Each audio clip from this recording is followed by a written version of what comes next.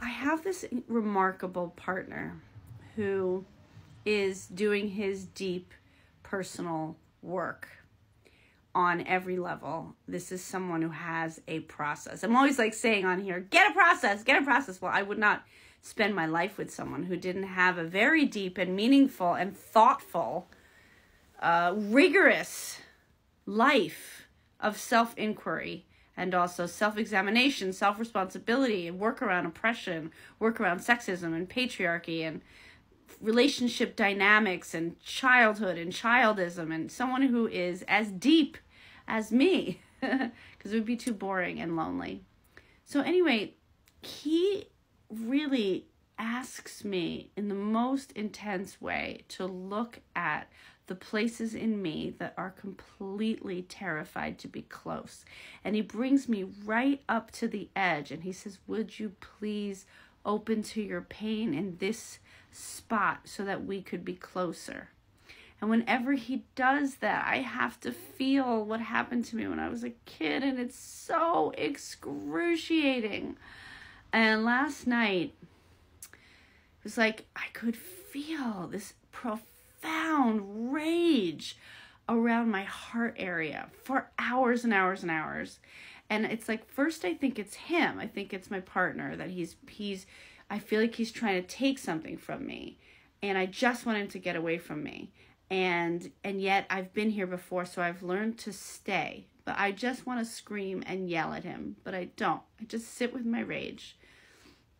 And eventually, the more I sit with it and talk about it and don't indulge it, but just observe it, the more I can remember what happened to me is that I lived with somebody, my dad, who was trying to take me, like own me, consume me, and steal my life force and completely possess me. I mean, I lived with someone who was addicted to power and addicted to powering over and like oppressing and violating children. You know, that was my father. And so I built this protection around my actual heart, an energetic field, like a big force field of what feels like rage, but it feels like protection and also terror. And I feel like my partner, Will, was just like asking me to look at that and not project it onto him and just feel it. So I spent hours feeling it. It was the worst fucking feeling.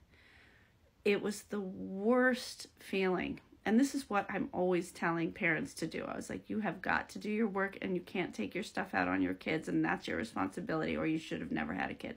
But to actually do it, oh my God, it was like I was just breaking into a million pieces. I just felt like I was going to die for hours and hours and hours. But I have this partner who just stays there and holds me and keeps saying, I'm here and I love you and you're safe now and it's over and I don't want to own you and I don't want to take you over. I don't want to own your life force.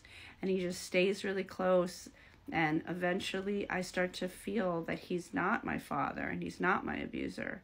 And he doesn't want to hurt me. And it takes so long and it takes so much energy and takes so much pain. And then eventually I start to feel like, wow, I'm close with someone who actually sees me, who actually sees who I am. I've never had a partnership like that. Oh my God, it is transformative. What's really amazing is that the next day, this morning, we were up a lot of the night being with my pain. I get up and I go on with my life and I parent and I go visit friends. I go food shopping and I'm just like, I feel like a real survivor. I'm a survivor who just keeps going. I do my work, I keep going. I know so many of you are like that. So thanks for being there. Thanks for listening.